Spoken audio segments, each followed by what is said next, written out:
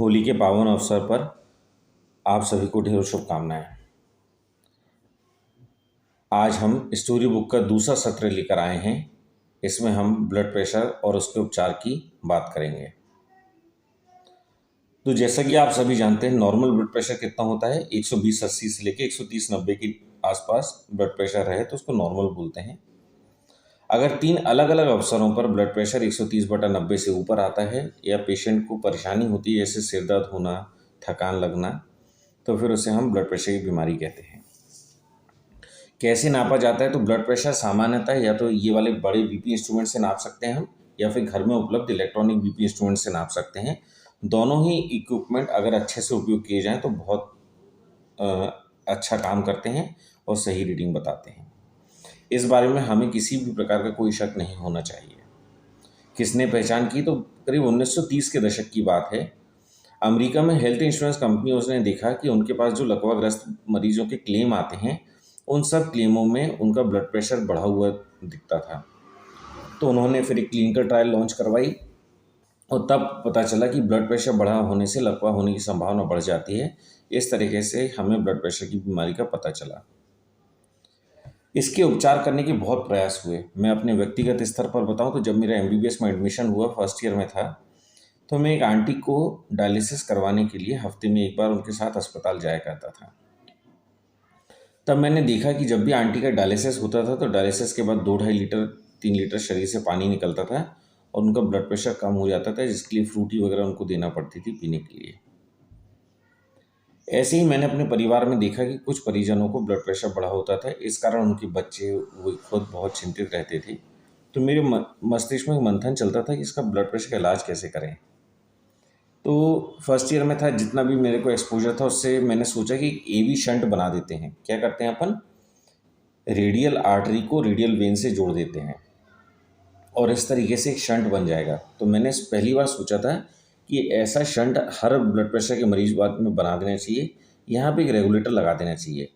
तो जब भी बीपी बढ़ेगा अपन रेगुलेटर खोल देंगे, ब्लड प्रेशर बाईपास हो जाएगा और ब्लड प्रेशर खून बाईपास होना चालू हो जाएगा और ब्लड प्रेशर नियंत्रित हो जाएगा। जैसे ही ब्लड प्रेशर अच्छा हो जाए तो शंट बंद कर दो, अपना काम चालू, मतलब ब्लड प्रेशर ठीक हो जाएगा।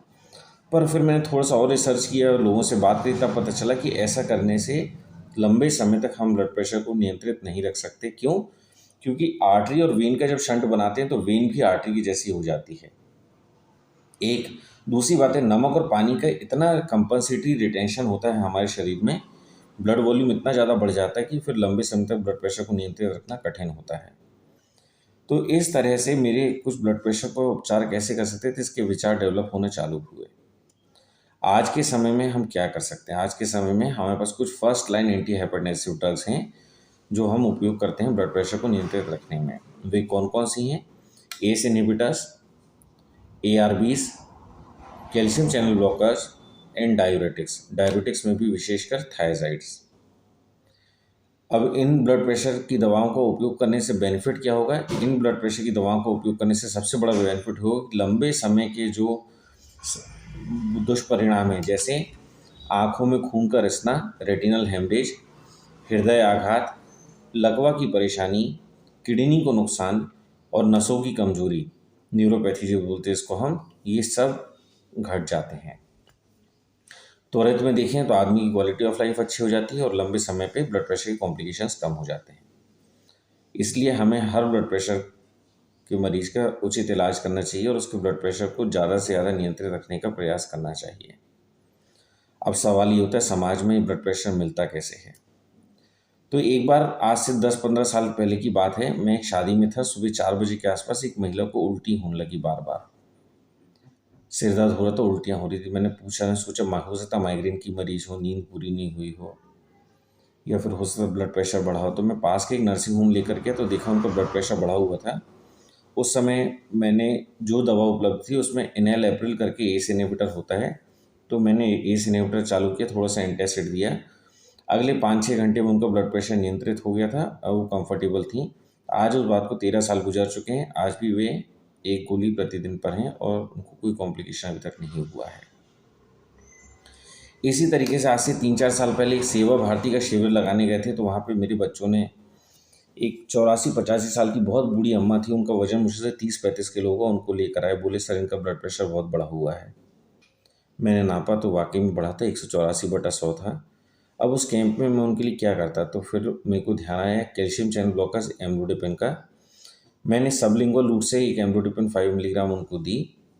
उसके बाद उनका ब्लड प्रेशर, और उनको वहीं पर 1-2 घंटा लिटाए रखा। मैंने देखा कि उनका ब्लड प्रेशर घटना चालू हो गया था। यह एक मेरे साथ कैंप में गए बच्चों के लिए भी सीख थी, और इस तरह से हमने ब्लड प्रेशर के त्वरित और सस्ते निदान का एक उपाय खोज पाए थे। एम्लोडिपिन की गोली मुश्किल से ₹1 प्रतिदिन में ब्लड प्रेशर को अच्छे से नियंत्रित रख सकती है। एक तीसरा वाकया अभी हुआ था कोविड के समय। एक आंटी थी, वो करीब 53 साल की थी, और उनको काफ़ी ब्लड नाक से खून बह रहा था। तो फ़ोन आया कि डॉक्टर साहब ऐसी ऐसी बात हो रही, क्या करें। तो सामान्यतः पे ऐसे मरीजों को हम नेज़ल पैकिंग कराते थे, ब्लड प्रेशर कंट्रोल करते थे, अस्पताल में भर्ती कर देते थे, पर उसमें कोविड फैला हुआ था। अस्पताल में जगह नहीं थी, तो मैंने उनको अपने यहाँ बुलाया, देखा तो ब्लड प्रेशर काफ़ी बढ़ा हुआ था। बात करने पे पता चला कि पिछली शाम को भी ऐसा हुआ था, और फिर ब्लीडिंग अपने आप रुक गई थी। अभी उनका ब्लड प्रेशर 240/130 था। मैंने क्या करूं समझ में नहीं आ रहा था, तो मैंने उनके लिए भी एम्लोडिपिन 5 मिलीग्राम सबलिंगुअल रूट से दी तुरंत। उनको आराम करने के लिए कहा, और साथ में मैंने एक डायबिटिक दिया था, इंडापामाइड। तो इंडापामाइड दिया, फिर मैंने कहा आप शाम को आइए दिखाने के लिए। तो शाम को आई तो 170/90 ब्लड प्रेशर आ गया था। फ्रेश ब्लीडिंग नहीं हुई थी, और उनका कंट्रोल भी काफ़ी अच्छा हो गया था। उसके बाद मैंने रात से ही कैल्शियम चैनल ब्लॉकर और डायबिटिक को चालू कर दिया, और उनसे बोला कि 10 दिनों बाद अपन फिर से मिलते हैं। इस दौरान कुछ वर्कअप कराया, तो वर्कअप उनका नॉर्मल था। एक चौथा केस बताता हूँ मैं आपको। एक बार एक प्राइवेट अस्पताल में था, एक मरीज आया, उसका ब्लड प्रेशर, काफ़ी सांस फूली थी, छाती में क्रैप्स थे, और उनको काफ़ी ब्लड प्रेशर भी बढ़ा हुआ था। तो इसका देख के पता चला कि ये एलवीएफ में है पेशेंट। अब वो गरीब था, प्राइवेट अस्पताल में भर्ती नहीं हो सकता था। तो उस समय हमने कैप्टोप्रिल करके एक एसी इनहिबिटर होता है, which is an active drug. हमने कैप्टोप्रिल की एक गोली खलबट्टा में पीस के उसके जीभ के नीचे रखी। 1 घंटा उसको वहीं पर आराम करने के लिए बोला। 1 घंटे बाद जब उसकी स्थिति थोड़ी सी कंफर्टेबल हो गई, तो फिर हमने उनको सरकारी अस्पताल भेज दिया।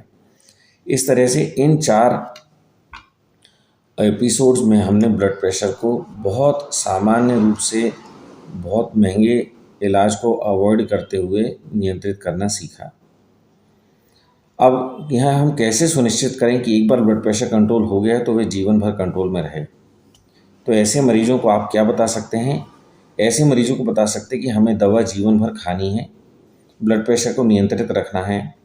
रोज़ सवेरे 40 से 45 मिनट हमें तेज़ पैदल चाल या फिर हल्की तेज़ मध्यम गति की दौड़, सूर्य नमस्कार, योग, प्राणायाम, ये सब जो हमें अच्छा लगे सारी कर सकते हैं। हमें जिम नहीं जाना है, हमें वे एक्सरसाइज करना है जिससे हमारे मांसपेशियों में तनाव ना बढ़े, जिनको हम आइसोटोनिक एक्सरसाइज बोलते हैं। दूसरा, जीवन भर हमें नमक कम खाना है, शराब तंबाकू का उपयोग नहीं करना है। अगर हम ये 3-4 बातों का नियमित रूप से दवाई लेना, आइसोटोनिक एक्सरसाइजेस करना, नमक कम खाना, शराब का उपयोग नहीं करना और तंबाकू का उपयोग नहीं करना, अगर हम इन 5 चीज़ों का ध्यान रख सकें तो ये ज़्यादातर 100 में से 95 व्यक्ति बहुत साधारण सी सस्ती सी एंटीहाइपरटेंसिव गोली के भरोसे जीवन भर अपना ब्लड प्रेशर नियंत्रित रख सकते हैं, एवं साथ ही साथ इसकी कॉम्प्लिकेशन से भी बच सकते हैं। आशा है आपको यह वीडियो अच्छा लगा होगा। कोई भी सवाल हो तो वीडियो के नीचे कमेंट बॉक्स में लिखें, मैं उसके निराकरण का भरसक प्रयास करूंगा। धन्यवाद। जय हिंद। सर्वे भवन्तु सुखिनः।